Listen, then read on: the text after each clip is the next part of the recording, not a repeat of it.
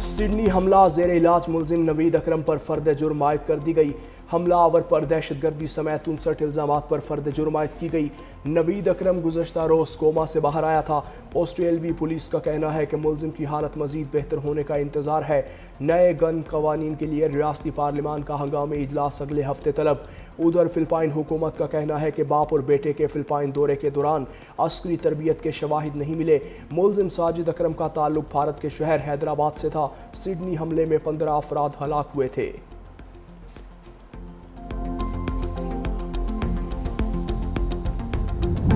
پاکستان نے بھارت کے لیے فضائی حدود کی بندش میں 1 ماہ کی توسیع کر دی۔ بھارتی رجسٹرڈ طیاروں کے لیے پاکستان کی فضائی حدود 23 جنوری 2026 تک بند رہے گی۔ پاکستان ایئرپورٹس اتھارٹی نے نیا نوٹم جاری کر دیا۔ نوٹم کے مطابق بھارت کے تمام رجسٹرڈ مسافر، ملٹری اور پرائیویٹ جیٹس کو پاکستانی فضائی حدود کے استعمال کی اجازت نہیں ہوگی۔ پاکستان نے 23 اپریل 2025 سے بھارتی طیاروں کے لیے اپنی فضائی حدود بند کر رکھی ہے۔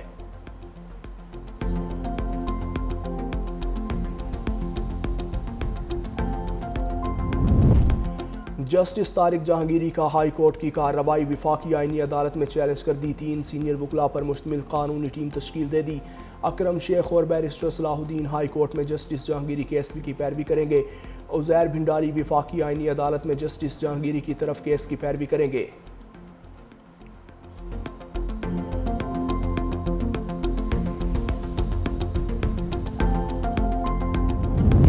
حکومت کا پی آئی اے کی 100% نجکاری کا حتمی فیصلہ بولی 23 دسمبر کو ہوگی۔ پی آئی اے کے 75% شیئرز کی نیلامی، 25% خریدنے کی سہولت دی جائے گی۔ 25% حصص 1 سال بعد 12% پریمیم پر خریدنے کا اختیار دیا جائے گا۔ بولی کی 7.5% رقم حکومت 92.5% براہ راست سرمایہ کاری سے مشروط ہوگی۔ فیصلہ بولی دہندگان کے کم از کم 75% حصص فروخت کے مطالبے پر کیا۔ پہلی نجکاری کی بولی کی ناکامی کے بعد اب شرائط نرم ہوگی۔ محکمہ ٹرانسپورٹ سندھ کا جعلی فٹنس سرٹیفکیٹ استعمال کرنے والی گاڑیوں کے خلاف کریک ڈاؤن۔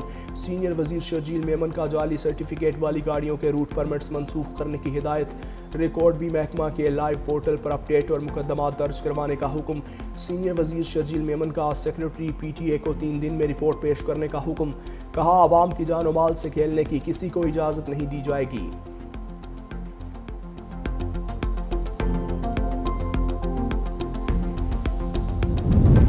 اور ملک میں مغربی ہواؤں کا نیا سلسلہ رواں ہفتے داخل ہونے کی توقع۔ بالائی علاقوں میں بارش اور پہاڑوں پر برف باری کا امکان۔ صبح کے وقت پنجاب سمیت بیشتر شہروں میں دھند۔ کئی مقامات سے موٹر وے بند رہی۔ حد نگاہ بہتر ہونے پر راستے بحال۔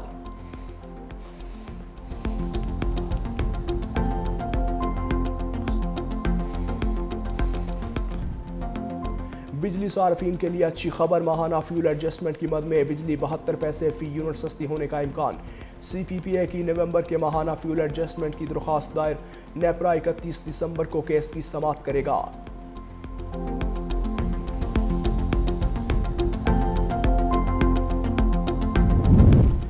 خیبر پختونخوا بار کونسل کا عدالتی کارروائیوں سے بائیکاٹ۔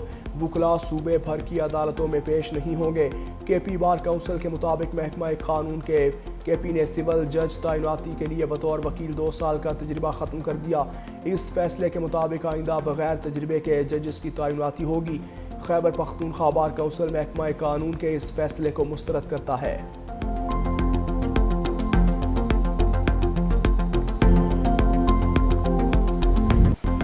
ملک میں مغربی ہواؤں کا نیا سلسلہ رواں ہفتے داخل ہونے کی توقع۔ بالائی علاقوں میں بارش اور پہاڑوں پر برف باری کا امکان۔ صبح کے وقت پنجاب سمیت بیشتر شہروں میں دھند۔ کئی مقامات سے موٹر وے بند رہی۔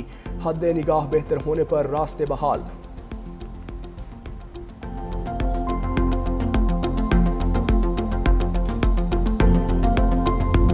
لاہور میں اسموگ میں کمی، عالمی ممالک میں چوتھے نمبر پر آ گیا۔ گجرانوالہ، فیصل آباد، پشاور بھی آلودگی سے متاثر۔ لاہور کے علاقے بیدیاں روڈ پر سب سے زیادہ آلودگی، AQI 517 ریکارڈ۔ NDMA نے آئندہ چند دنوں میں اسموگ اور دھند بڑھنے کا الرٹ بھی جاری کر دیا۔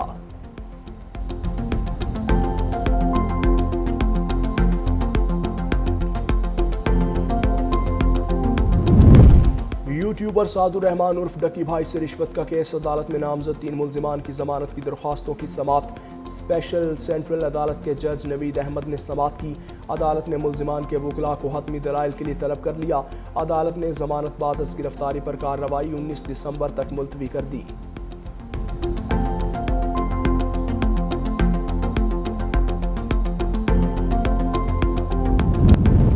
کراچی میں اندھی گولی سے جاں بحق نوجوان کی لاش اسپتال پہنچانے والے دوست کو پولیس نے اٹھا لیا۔ والد کے مطابق 4 روز قبل بیٹے عمر کو پولیس گھر سے لے گئی۔ الزام عائد کیا کہ 4 روز حبس بے جا میں رکھ کر بیٹے کی رہائی کے لیے 2 کروڑ تاوان طلب کیا۔ والد نے بیٹے کی رہائی کے لیے سیشن کورٹ ملیر میں درخواست دائر کی۔ عدالتی کارروائی پر نوجوان عمر بھی گھر آ گیا۔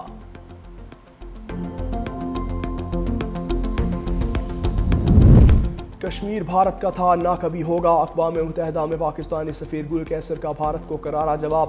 کہا بھارت دہشت گردی کی ریاستی سرپرستی بند کرے۔ پاکستانی کونسلر نے بتایا کہ شواہد موجود ہے کہ بھارت کی سرپرستی میں کام کرنے والے دہشت گرد گروہوں میں تحریک طالبان پاکستان اور بلوچ لبریشن آرمی شامل ہیں، جنہوں نے پاکستان میں مختلف حملے کیے۔ بھارت نے پاکستان کے خلاف بارہا جارحیت کی، جو بین الاقوامی قانون اور اقوام متحدہ کے چارٹر کی صریحاً خلاف ورزی ہے۔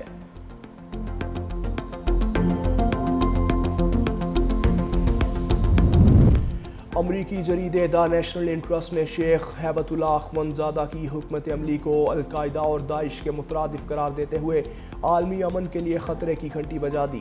امریکی جریدے کی رپورٹ میں کہا گیا کہ اقوام متحدہ کے مطابق طالبان کے 20 سے زائد علاقائی اور عالمی دہشت گرد تنظیموں سے روابط برقرار ہیں۔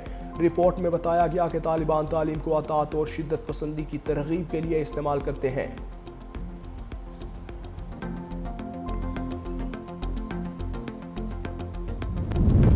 اسرائیل کی اپنی سفاکیت پر پردہ ڈالنے کی کوششیں۔ کینیڈا اراکین پارلیمنٹ کے وفد کو مغربی کنارے میں داخلے سے روک دیا۔ غیر ملکی میڈیا کی رپورٹ کے مطابق 6 اراکین پارلیمنٹ سمیت کینیڈا کا 30 رکنی وفد کو اردن کے ایل اینڈ بی کراسنگ پر مغربی کنارے دور کرنا چاہتا تھا۔ تاہم صہیونی فورسز کی جانب سے وفد کے تمام اراکین سے ایک دستاویز پر دستخط کرنے کا مطالبہ کیا، جس میں یہ تسلیم کرنا تھا کہ وہ عوامی سلامتی کے لیے خطرہ ہیں۔ تاہم وفد نے اس مطالبے کو مسترد کر دیا۔ کینیڈین حکام نے اسرائیل کے اس اقدام کو انتہائی تشویشناک اور مایوس کن قرار دیا۔